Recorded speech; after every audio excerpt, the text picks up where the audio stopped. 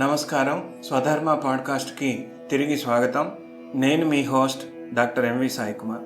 మిత్రులారా, పురుషోత్తమ ప్రాప్తి యోగంపై మనం చేస్తున్న ఈ ప్రత్యేక ప్రయాణం 5వ ఎపిసోడ్కి చేరుకుంది.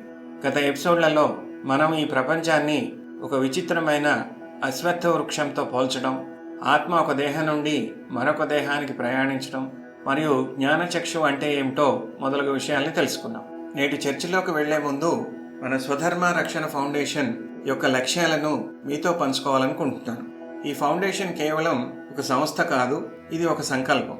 మా ప్రధాన ఉద్దేశం ఆధ్యాత్మిక జ్ఞానాన్ని సామాన్యులకు చేరవేయటం ద్వారా వారిలో ఆత్మవిశ్వాసాన్ని నింపటం. హైదరాబాద్ కేంద్రంగా మనం అన్నార్తుల ఆకలి తీర్చడానికి అన్నదానం, నిరుపేదలకి వస్త్రదానం చేస్తున్నాం. మన సంస్కృతికి మూల స్తంభాలైన గోమాతలను రక్షించడానికి గోసేవ కార్యక్రమాలని నిర్వహిస్తున్నాం. విద్యార్థులకు ఉచితంగా కెరీర్ గైడెన్స్ మరియు మోటివేషన్ క్లాసెస్ అందిస్తున్నాం. స్వధర్మం అంటే మన బాధ్యత. ఆ బాధ్యతను సక్రమంగా నిర్వహించడమే ఈ ఫౌండేషన్ లక్ష్యం. సరే, ఇవాల్టి అంశంలోకి వద్దాం. ఈరోజు మనం 15వ అధ్యాయంలోని 12, 13, 14 మరియు 15వ శ్లోకాలని చర్చించుకోబోతున్నాం. ఈ 4 శ్లోకాలు భగవంతుడు ఈ సృష్టిలో ఎలా వ్యాపించి ఉన్నాడో, మనల్ని ప్రతిక్షణం ఎలా కాపాడుతున్నాడో వివరిస్తాయి. 12వ శ్లోకం, వెలుగులో ఉన్నటువంటి దైవం, ద డివైన్ లైట్.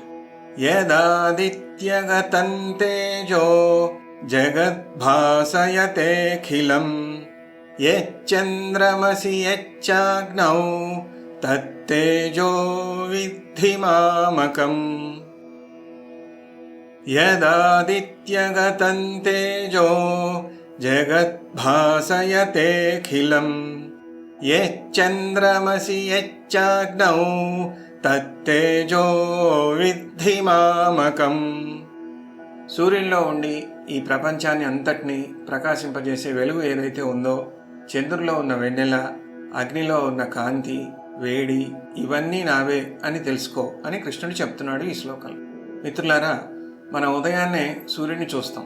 ఆ వెలుగు లేకపోతే ఈ భూమి మీద ప్రాణం ఉండదు. కానీ మనం ఆ వెలుగుని ఒక వస్తువులా చూస్తాం. కృష్ణుడు ఏమంటున్నారంటే, ఆ వెలుగు నా చైతన్యమే.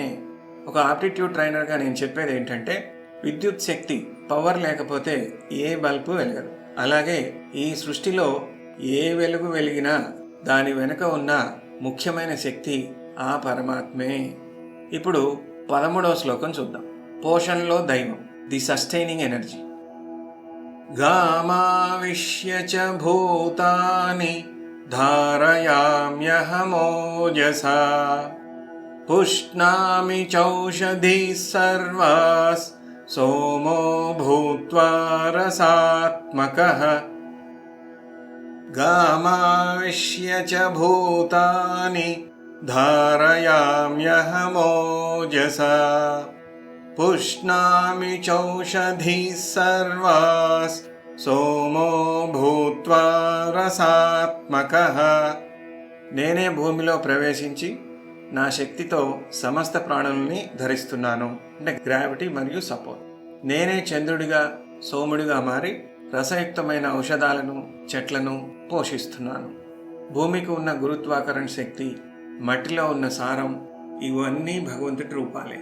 మనం తినే ప్రతి కూరగాయలో, పండులో ఉన్న రుచి మరియు బలం చంద్రుడి కిరణాల ద్వారా, అంటే సోమరసం ద్వారా లభిస్తుందని భగవద్గీత చెప్తుంది. అంటే మనం తినే ఆహారంలో ఉన్న శక్తి కూడా ఆ పరమాత్మే. 14వ శ్లోకం, జీర్ణశక్తిలో దైవం, ది డైజెస్టివ్ ఫైర్. ఇది చాలా ముఖ్యమైన శ్లోకం. మనం భోజనం చేసే ముందు దీన్ని చదువుతూ ఉంటాం. అహం వైశ్వానరో భూత్వా ప్రాణినాం దేహమాశ్రితః ప్రాణాపానసమాయుక్తః పచామ్యన్నం చతుర్విధం. అహం వైశ్వానరో భూత్వా ప్రాణినాం దేహమాశ్రితః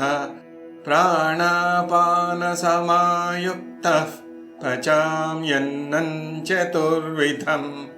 నేనే వైశ్వానరుడు అనే అగ్నిగా మారి ప్రాణుల జఠరంలో, అంటే కడుపులో ఉండి వారు తినే 4 రకాల ఆహార పదార్థాలను, అంటే నమిలి తినేవి, డైరెక్ట్గా మింగేవి, నాకేవి, తాగేవి మొదలగు వాటిని జీర్ణం చేస్తున్నాను. మనం ఆహారం తింటాం, కానీ దాన్ని జీర్ణం చేయడం మన చేతుల్లో లేదు. అది ఒక ఆటోమేటిక్ ప్రాసెస్. ఆ ప్రాసెస్ వెనుక ఉన్నది ఎవరు? ఆ పరమాత్మ. మిత్రులారా, మనం తినే ఆహారం రక్తంగా, శక్తిగా మారుతుంది. అంటే మన లోపల భగవంతుడు పనిచేస్తున్నాడని అర్థం. అందుకే ఆహారాన్ని గౌరవించాలి. మన స్వధర్మ రక్షణ ఫౌండేషన్లో అన్నదానం చేస్తున్నప్పుడు మాకు కలిగే ఆనందం ఇదే. ఆకలిగా ఉన్న వారిలో ఉన్న వైశ్వానరుణ్ణి మేము తృప్తిపరుస్తున్నామని. ఇప్పుడు 15వ శ్లోకం చూద్దాం. జ్ఞానంలో దైవం, ద సోర్స్ ఆఫ్ కాన్షియస్నెస్. ఇది ఈ అధ్యాయంలోనే అత్యంత ప్రసిద్ధమైన శ్లోకం.